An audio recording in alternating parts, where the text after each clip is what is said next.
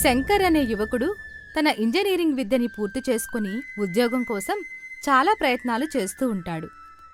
అబ్బా, ఉద్యోగ ప్రయత్నాలు చేసి చేసి అలసిపోయారా? ఇప్పటికే ఇంజనీరింగ్ పూర్తి చేసి సంవత్సరం పైగా అయ్యింది. ఇక్కడ చూస్తే హాస్టల్ ఫీజులు నెల నెలా కట్టక తప్పటం లేదు. కొన్ని రోజులు నా సొంత ఊరు వెళ్దామనుకుంటున్నాన్రా మళ్ళీ. అలా నిరుత్సాహపడితే ఎలారా? ప్రయత్నం చేయడం మానేసి ఊరిళ్ళేం చేస్తావు? అక్కడ నీకు ఉద్యోగం ఇచ్చేవాడెవరున్నారు? ఏదో విధంగా ఇక్కడుండి ఉద్యోగం సంపాదించాలి కాని మధ్యలో వదిలేసి ఊరు వెళితే ఏం లాభం చెప్పు? అలా కాదురా, మా అమ్మ ప్రతి నెల తాను కష్టపడి నాకు డబ్బు పంపుతుంది. 10 రూపాయలు కావాలన్నా అమ్మ మీదే ఆధారపడాల్సి వస్తుంది. ఇంత వయసొచ్చి కూడా అమ్మ మీద ఆధారపడ్డం బాధగా ఉందిరా. అయితే ఊరు వెళ్ళక తప్పదంటావు. ఇక నీ ఇష్టంరా. నేనైతే ఇక్కడే ఉండి నా ప్రయత్నం నేను చేస్తా. వెళ్ళి కొన్ని రోజులు ఊర్లో ఉంటే ఇక్కడ ఖర్చులన్నా తగ్గుతాయి కదా. నేను రేపే బయలుదేరి వెళ్తారా? అలా శంకర్ తన ఊరు చేరుకుంటాడు. ఏం చేద్దామని ఇక్కడికొచ్చావు? పట్నంలో ఉంటే ఏదో ఒక ఉద్యోగం దొరికేది కదా. నీకు సరిపడినంత డబ్బు నేను పంపుతున్నా కదా. నిన్ను చదివించిందెందుకు? నువ్వు మాలాగా కష్టపడకుండా ఏదైనా మంచి ఉద్యోగం చేసుకుంటావనే కదా. అమ్మా, నా చదువు పూర్తి చేసుకొని ఇప్పటికీ సంవత్సరమైంది. ఇంతవరకు నా చదువుకు తగ్గ ఉద్యోగం దొరకలేదు. కొన్ని రోజులు ఇక్కడే ఉంటే కనీసం ఆ హాస్టల్ ఖర్చులన్నా తగ్గుతాయని వచ్చాను. ఇక్కడ ఏదైనా పని చేసుకుందామన్నా మనకి సొంత పొలం కూడా లేదు. ఎవరి పొలాన్నో కౌలుకు తీసుకుని చేస్తున్నాం.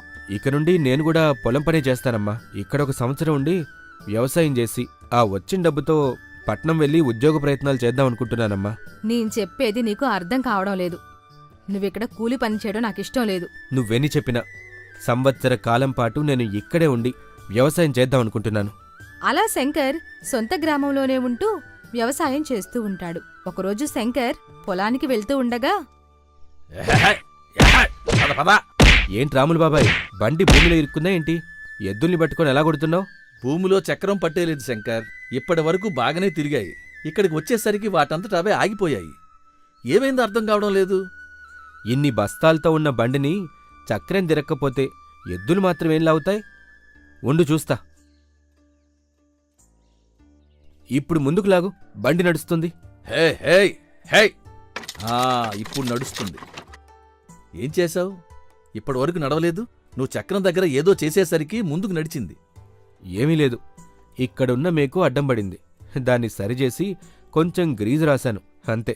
చదువుకున్నా కదరా, నీకు అర్థమైనంత త్వరగా మాకు అర్థం కాదులే. ఈ చిన్న పనికి కూడా చదువుకోవాలేంటి బాబాయ్? నువ్వు చక్రం దగ్గరికొచ్చి చూస్తే నీకు అర్థమయ్యేది. అయినా చదువుకొని ఈ పనులెందుకురా నీకు? పట్నంలో ఏదైనా మంచి ఉద్యోగం చేసుకోవచ్చుగా. మీరంతా ఇక్కడ ఉండి ఉద్యోగం చేసుకోవచ్చుగా అంటాం చాలా తేలికే. చదివిన చదువుకి సంబంధం లేని ఉద్యోగాలొస్తే ఎవడు చేస్తాడు చెప్పు? దాని బదులు సొంతూరులో వ్యవసాయం చేసుకోవటం మంచిదని వచ్చేశాను. ఎందుకురా అంత కోపం? నా బాధలన్నీ నీకేం తెలుసు? సరే వెళ్తున్నా. అలా 6 నెలలు కాలం గడుస్తుంది. వచ్చిన దిగుబడిలో యజమానికి కౌలు చెల్లించి మిగిలిన ధాన్యాన్ని పట్నానికి తరలించి అమ్మగా వచ్చిన డబ్బు తీసుకుని ఇంటికి వస్తాడు శంకర్. ఇదిగో అమ్మా, వచ్చిన డబ్బు. ఏంటమ్మా మరీ ఇంత తక్కువ డబ్బొచ్చింది? మనకా సొంత పొలం లేదు. మనం ఒకరి దగ్గర కౌలుకు తీసుకుంటే ఇంతే మరి మిగిలేది. ఇప్పుడు అర్థమైందా నిన్ను ఎందుకు పట్నంలోనే ఉండి మంచి ఉద్యోగం చూసుకోమన్నానో? పట్నంలో మాత్రం నేను చేసే ఉద్యోగానికి ఇంతే డబ్బిస్తానన్నారులే. ఈ వ్యవసాయమే నాకు హాయిగా ఉంది. మీ స్నేహితుడు శశి ఉన్నాడు కదా, వాడు చూడు చక్కగా 15 గేదెలను పెట్టుకొని పాల వ్యాపారం చేస్తున్నాడు. మంచి లాభసాటిగా కూడా ఉందంట. అయితే ఇప్పుడు వ్యాపారం చేయమంటావే ఏంటి? అయినా 10 గేదెలు కొనాలంటే ఎంత డబ్బు అవుతుందో నీకు తెలుసా?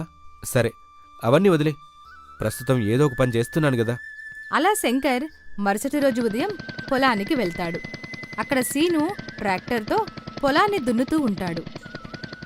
అరే సీను, నీ పొలంలో దున్నటమైన తర్వాత నా పొలంలో కూడా దున్నాలరా. ఈరోజు కుదరదురా శంకర్, రేపు దున్నుతాలే. ఈరోజు రాజయ్య గారి పొలం, రంగయ్య గారి పొలం 2 దున్నాలుగా. రేపు మాత్రం ఎవరికి మాటివ్వద్దు, డబ్బు కూడా వెంటనే ఇచ్చేస్తాను. నీకు నాకు డబ్బుదేముంది లేరా, నువ్వు నా చిన్ననాటి స్నేహితుడివి. ఏంటి ఇది సడన్గా ఆగిపోయింది? ఏంట్రా బాబు, దీన్ని 15 రోజుల క్రితమే బాగు చేయించాను. మళ్ళీ ఏమైంది దీనికి? ఇప్పుడు కానీ స్టార్ట్ కాలేదా? ఇబ్బంది పడతా. ఈ ట్రాక్టర్తో చాలా పని ఉంది. ఓరి భగవంతుడా. ఏమైందిరా? ఉండు, నేనొస్తున్నా, చూద్దాం. రెంచ్ ఒకసారి ఇవ్వు. ఇదిగోరా రెంచి. ఆ, ఇప్పుడు స్టార్ట్ చెయ్యి. వెంటనే స్టార్ట్ అయిపోయిందిరా బాబు, భలే స్టార్ట్ చేసావురా. అక్కడ ఏమైందో నిశ్చితంగా చూస్తే అన్నీ మనమే సరి చేసుకోవచ్చు. ఇదే నేను మెకానిక్ దగ్గరికి వెడితే చాలా డబ్బు ఖర్చు అయ్యేది. చాలా థ్యాంక్స్ రా శంకర్, రేపు నీ పొలం ఉచితంగా దున్నిపెడతాలే. అలా సంవత్సర కాలం గడిచిన తర్వాత శంకర్ తన స్నేహితుడు మల్లిని కలవటానికి పట్నం వెళతాడు. ఎరా శంకర్, ఏం చేస్తున్నావు? ఊళ్ళో వ్యవసాయమేనా, ఇంకేమైనా ఉద్యోగం చేస్తున్నావా? ఊర్లోనే ఉంటున్నాలే గాని ఏంటి నువ్వు సడన్గా ఇంతలా మారిపోయావు? ఇల్లు కొత్తగా ఉంది, నీ గెటప్ కూడా మార్చేశావు. ఏదైనా మంచి ఉద్యోగం వచ్చిందా ఏంటి? లేదురా, ఉద్యోగం చేస్తే ఇంత డబ్బు ఎక్కడొస్తుంది చెప్పు. నువ్వు ఇక్కడి నుండి వెళ్ళిన తర్వాత నేను 10 రూపాయలు పెట్టి లాటరీ కొన్నా. దానిలో నాకు 10 లక్షల రూపాయల బహుమతి వచ్చింది. అమ్మో, 10 లక్షలే? రిటైర్ అయ్యే వరకు ఉద్యోగం చేసినా ఇంత డబ్బు సంపాదించలేం గదరా. ఏదైనా నువ్వు అదృష్టవంతుడివిరా. ఒక్కసారే లక్షాధికారివైపోయావు. నేను లక్షాధికారి అవుతానని నాకు ముందే తెలుసురా. ఒక చిలక జ్యోతిష్యుడు ఈ విషయం నాకు ముందే చెప్పాడు. ఏంటి, చిలక జోస్యమా? అవన్నీ నువ్వు నమ్ముతావా? నాకైతే నమ్మకం లేదు. అరే, అలా కొట్టిపారేకురా, వాళ్ళు చెప్పేది జరుగుతుంది. నన్ను చూసైనా నువ్వు నమ్మాల్సిందే. సరేరా, నిన్నిలా చూసి చాలా ఆనందంగా ఉంది. ఇంక బయలుదేరి వెళ్తాను. ఎలా ఉంది నీకు ఊర్లో? ఏమాత్రం ఆదాయం వస్తుందేంటి? ఆదాయం బాగానే వస్తుంది గాని మేము కౌలు రైతులం గదరా. కష్టం వచ్చినా నష్టం వచ్చినా మేమే భరించాలి. పంట సవ్యంగా చేతికొస్తే అంతా బానే ఉంటుంది. ఏదైనా వరదలు, తుఫాన్ లాంటి ప్రకృతి వైపరీత్యాలొస్తేనే ఒక్క గింజ కూడా చేతికి దక్కదు. పండిన పంటంతా నీటిపాలైపోతుంది. అమ్మో, వీడితో ఎక్కువ మాట్లాడితే డబ్బులు అడిగేటట్టున్నాడు. సరేరా శంకర్, నాకు చాలా పనులున్నాయి, ఇక నువ్వు వెళ్ళరా. శంకర్ పట్నం నుండి ఇంటికి తిరిగి వస్తూ ఉండగా దారిలో ఒక చెట్టు కింద కూర్చొని చిలక జోష్యం చెప్పేవాడు కనబడతాడు. చిలక జోస్యం చెప్తాం, చిలక జోస్యం చెప్తాం. ఇక్కడెవరో చిలక జోస్యం చెబుతానంటున్నాడు. మన మల్లిగాడు వీడి దగ్గరే చెప్పించుకునుంటాడు.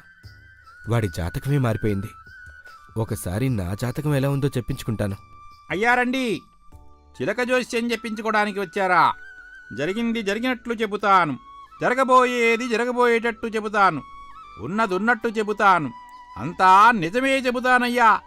రండి, కూర్చోండి. జోస్యం చెప్పించుకోవాలనే వచ్చాను. నీ చిలకంతా నిజమే చెప్తుందా? నా భవిష్యత్ ఎలా ఉండబోతుందో చెప్తుందా? ఈ చిలక చెప్పిన జోస్యం ఇప్పటి వరకు తప్పుగా లేదయ్యా. చాలామంది సినిమా వాళ్ళు, రాజకీయ నాయకులు కూడా నా దగ్గరికే వచ్చి చెప్పించుకుంటారు. ఏంటి, చిలకమ్మను బయటకు పిలిపించమంటారా? అమ్మో, సినిమా వాళ్ళు, రాజకీయ నాయకులు ఇక్కడ చెప్పించుకుంటారా? అయితే చాలా డబ్బులే ఖర్చవుతుందనుకుంటా.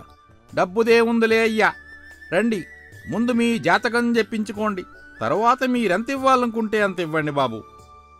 చూడు, నా దగ్గర 10 రూపాయలు మాత్రమే ఉన్నాయి.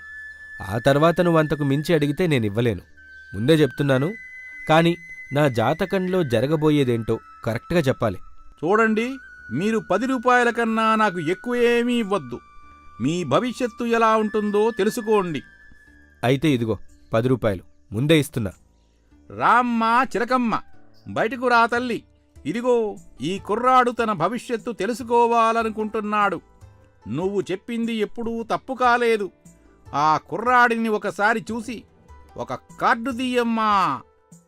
ఆహాహాహాహా, ఓహోహోహోహో, అమోఘం, అద్భుతం. నీ జాతకం ఎంత బాగుందంటే నీకు ముందు ముందు రాజయోగం ఉంది. నీ కింద 100 మంది పనిచేసేటంత పెద్దవాడివవుతావు బాబు. ఒక్క మాటలో చెప్పాలంటే నువ్వు త్వరలో లక్షలకు అధిపతి కాబోతున్నావు. ఏంటి, త్వరలో నేను లక్షలకు అధిపతినవుతానా? నువ్వు చెప్పేది నిజమేనా? నమ్మొచ్చంటావా? నేను చెప్పేది అబద్ధం కావచ్చు గాని నా చిలక ఎప్పుడూ అబద్ధం చెప్పదు నాయనా. అది తీసిన కార్డులో అలానే ఉంది. కావాలంటే నువ్వు ఒకసారి చూడు. నీకు బంగారు భవిష్యత్తు ఉంది. ఇక నువ్వు నిశ్చింతగా వెళ్ళొచ్చు.